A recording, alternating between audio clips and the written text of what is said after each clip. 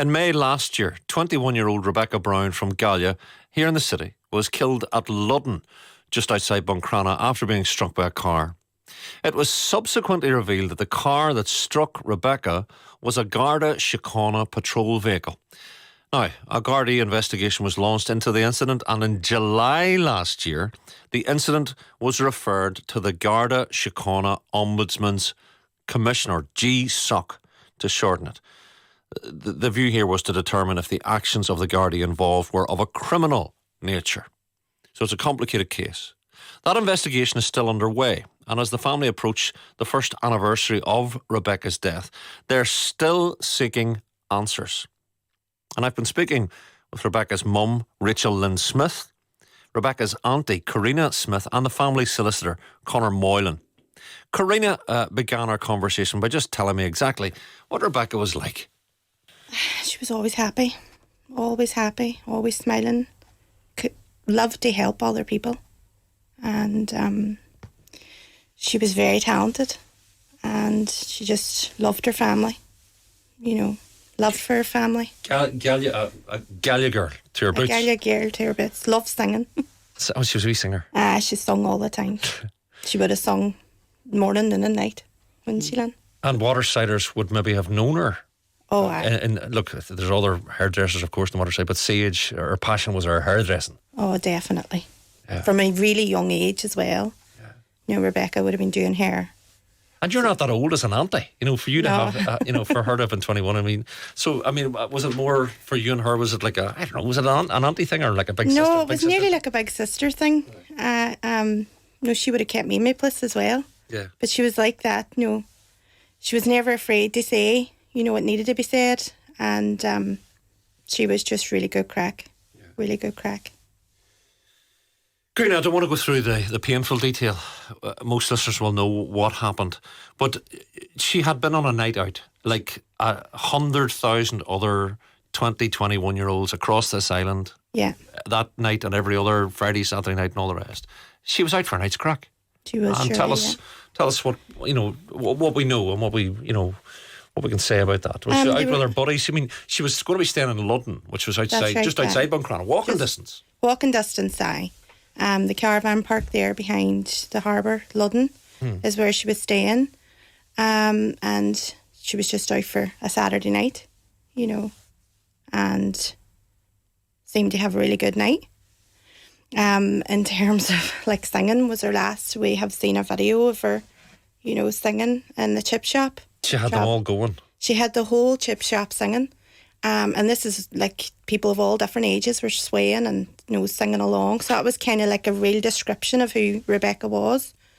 So it's Travelling Soldier she was singing. Right. So I don't know exactly what time that was, but that was just, it was nice to see that. So the incident was 2 or 3 in the morning. You can I can see it in my mind's eye. The people maybe had a few jars and Buncrana. There's a girl singing in the chippy here, and there's boys standing eating their fresh suppers. That's exactly what it was. And her leading she was literally leading a choir of and there was at one stage it pans round and there's a husband and wife or a girlfriend boyfriend, and they're just sitting swaying, hugging again. So she was able to just command an audience. She had that kind of personality. It's a nice memory, isn't it? It's a beautiful memory, yeah. Karina, how did you find out? I was actually staying in Armagh at the time, and I found out from Ethan, who is Rebecca's wee brother. So that was around 9:30 in the morning that I found out. So that journey back was horrific, as you can imagine. But we didn't really know anything at that stage. I wasn't even told that it was the Garda at that stage that had, that was involved in it. So, and did you find that out on social media? Aye, we found that out. Lynn's nodding as well. Yeah. So we didn't know that it was the Garda until social media. It's almost a sense there of the police responsibility to tell the family, but when the police are involved in a police matter, yeah. But still of all, would you have liked to have known initially and not find that out? I would have liked to have known that initially, yes, because to see that then on Facebook, you just seen headlines, and you're trying to overcome the fact that Rebecca was killed. Mm-hmm. And then to find out that it was the Garda, that way. And no guard phoning the family, or no guard? No. Yep. Is that right? That seems They quite... did. That quite... They did, Lynn, they did phone They you. did. They did They phone you. said Rebecca was in a road collision. Yes. We still didn't know it was the guards then. Okay. They phoned after the police had left. And Lynn, why is that problematic for you? Why is that painful for you? Would you have liked them to have said, look, one of our own was involved here? The truth's the truth. Yes. You know. We should have been told the truth from the start. We should have been dealt with a lot better. Yeah. Even getting that information, we were told it, and then they were going, and we were left it. Lynn, the last thing I want to do is put you through a painful thing here. This is with you every day. Can I ask this, though? What's it like for you a day like this when you know that you're speaking for your girl? That I can see the pain in your eyes. That wasn't me. Yeah. I'm sorry, Lynn. I'm sorry. We're crippled. But why? What makes you want to have the strength to summon up to sit in front of a microphone in front of us here today? They're justice. She was our baby. Me only cared. I just think that it's been just radio silence, quite literally, since this happened, and we just want to get some answers as well. So, coming here today, that's what me and Lynn was talking about. We just want to get answers. Mommy, Auntie, what do you believe happened that night? Because there's only two people who can ever know, which is your girl who's gone and the driver of the car. What do you believe happened that night? We don't know what happened, and that's what we want to know, because you could just go round and round in circles thinking, it could be this, it could be that, but we just want the forensic report as well, and we want things to kind of give us an idea of what might have happened. I'll just put it this way. My daughter, who is 7, said to me, there's headlights on a car for a reason. So, we were going, was it too dark? We were thinking all these different things, but, we just don't know.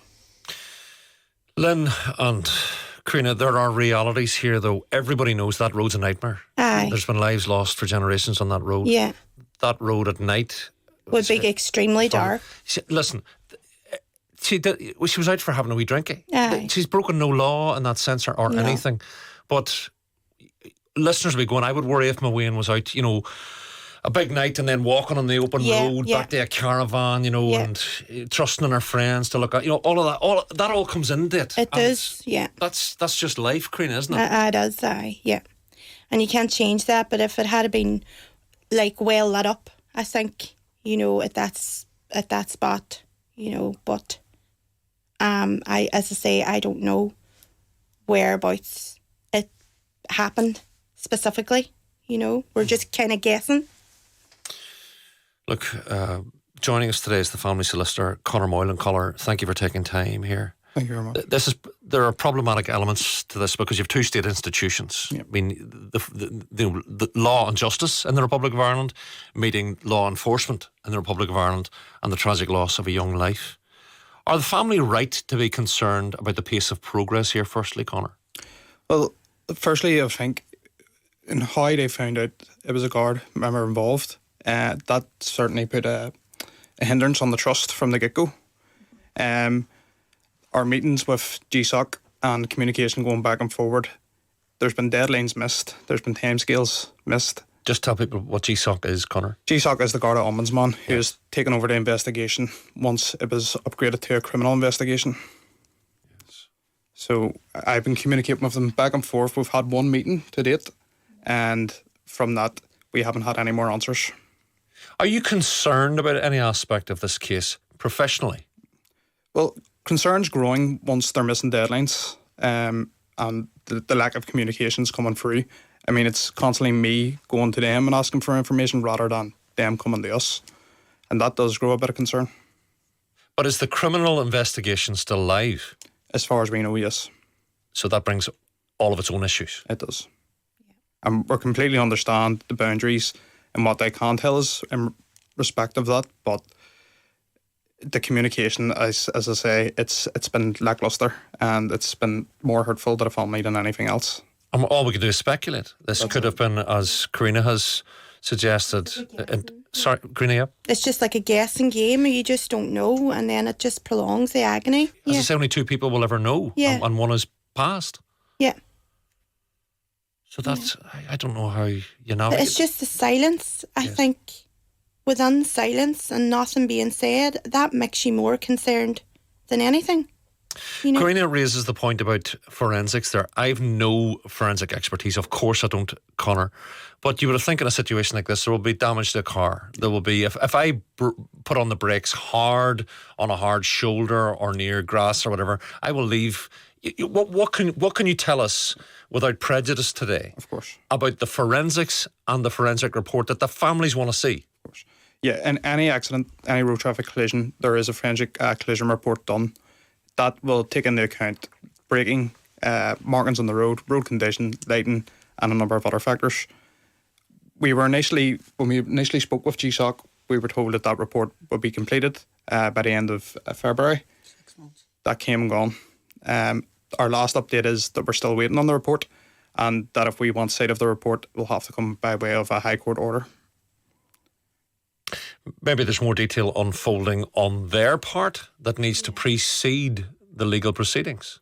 Possibly, but it's not being explained to us, which is the concern. And which brings, as far as I can see, more pain to these 2 women sitting in front of us. Absolutely. I mean, the family is still grieving, and the grieving's essentially been put on hold until this investigation concludes. I think it's cruel. I actually think it's cruel, because to give someone a deadline and then the emotional turmoil of that and preparing yourself for that deadline and then thinking, oh God, and then it's just not communicated, it is actually cruel, because why give you a deadline in the first place? You know, just don't say anything. It could be this or it could be, but actually giving deadlines I think is really cruel. Karina, can I ask a question delicately? Because it was a matter touched on by the priest on this side of the border. Yeah.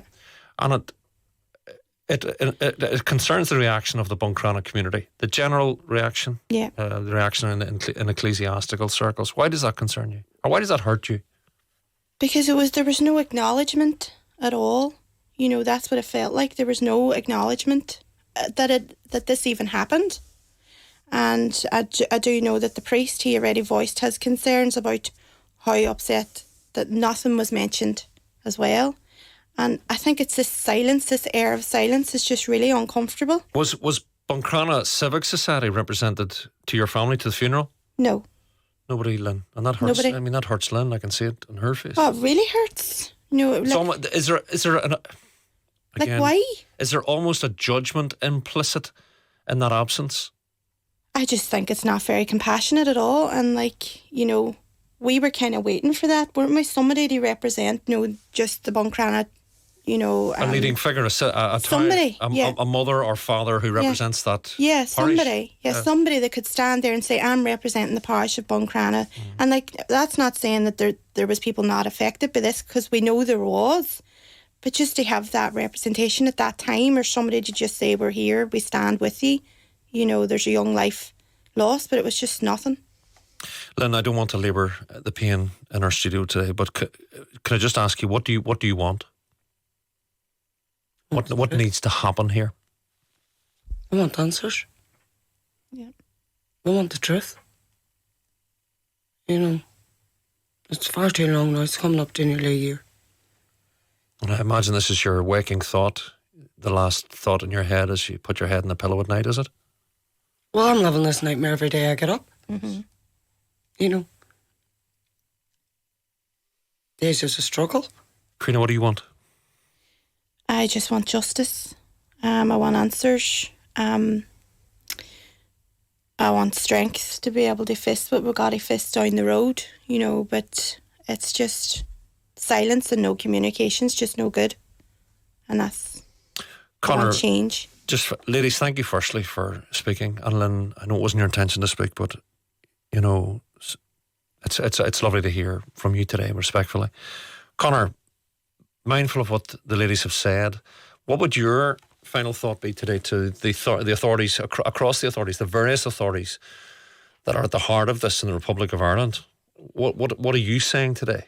Well, what I would say is it's very easy to look at a case on paper and take the emotion out of it. But when you hear the family speak, it really brings everything to the forefront. And the strength that the family has shown over the last number of months is nothing short of amazing. And hopefully it can keep going. Are you ready to go could you go to court in the morning? Are you prepared? Well, we haven't been given any information to prepare. Right. You know, I mean, at this stage, it's not so much for us to take a case. The investigation has to conclude. And then, based on the findings of that, then we have to prepare ourselves for whatever's down the road. So what needs to happen there, specifically? Specifically, the investigation needs to conclude. Now, we don't want it rushed. We want a complete and full investigation and no stone unturned. Once that's done, sit down with the family, explain exactly what happened. And then I'll speak with the family and talk about what possible avenues there is next. I mean, there will be an inquest before the coroner's court. I mean, that's certainly going to happen as soon as the investigation concludes. Okay. I Lynn? think what I want to reiterate, we've never been in this situation before as well. And like, we didn't know anything, and there was one wee leaflet, wasn't there, that we were given, that, like, about road traffic collisions and what you do in this situation. But just on that point, Who gave you the leaflet? that came from the Garda. But again, that was just like threw into a box. You know, it wasn't like, you know, given to us and said, look, there's these procedures, there's these processes to go through. Only that we read through it ourselves. You know, there was no communication from the start.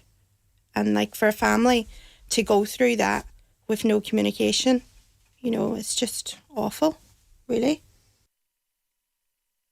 How awful it must be for there to be a 21-year-old at the heart of a family one day and gone the next. Just unspeakably painful. But my thanks to Rebecca Browne's mum there, Rachel Lynn Smith, her auntie Karina Smith, and the family solicitor, Conor Moylan. Of course, there are legal issues at the heart of this case, and that's, I guess, where so many of these questions come from. We did, of course, primarily ask the Garda Síochána for a statement on the incident. They came back to say, and Garda Síochána does not comment on investigations being conducted by GSOC. That's often the kind of a holding position you get from a state institution. It's not unusual in that sense. Now, the programme also asked the Garda Síochána Ombudsman Commission, GSOC, for a statement. They're the oversight body of the force, for a statement on the incident. And they came back with some more information. Let me read it in full. This matter, obviously of Rebecca's death, this matter was referred to GSOC on the morning of 21st of May 2023 by Garda Síochána under Section 102 brackets 1 of the Garda Síochána Act 2005. It remains under investigation by GSOC pursuant to S98, Section 98 of the Garda Síochána Act 2005. It's technical speak in a sense. Now, investigations, they say, into incidents such as this require time and care, and GSOC's priority is to ensure that the investigation is as thorough as possible. In the context of a live investigation, there are significant restrictions placed upon an investigative agency with regard to what it may disclose to interested parties. This is to ensure that the integrity of the investigation and of any statutory processes that may arise from it is preserved. So they're saying they know the family have got questions, but they need to be careful how they answer those questions or deal or address those questions. GSOC continues. The investigation team and family liaison officers will continue to liaise with the Browne family and their appointed representatives, providing them with updates on the investigation as they arise. So that seems perhaps like a very general position, but that is the position. And they finally say that GSOC is not in a position to comment further. It's such an important case, obviously, for the family, for the Garda Síochána, for the oversight body of the Garda Síochána, the Garda Síochána Ombudsman Commission, or GSOC. But we're mindful of the pain of that family today. And the ongoing aspect of these things so often take months and months and months. And many of you will have your own experience of justice ups and justice downs and years, maybe. Troubles, legacies, all the rest. But that's the latest on the tragic passing in May of last year of 21-year-old Gallia woman Rebecca Browne.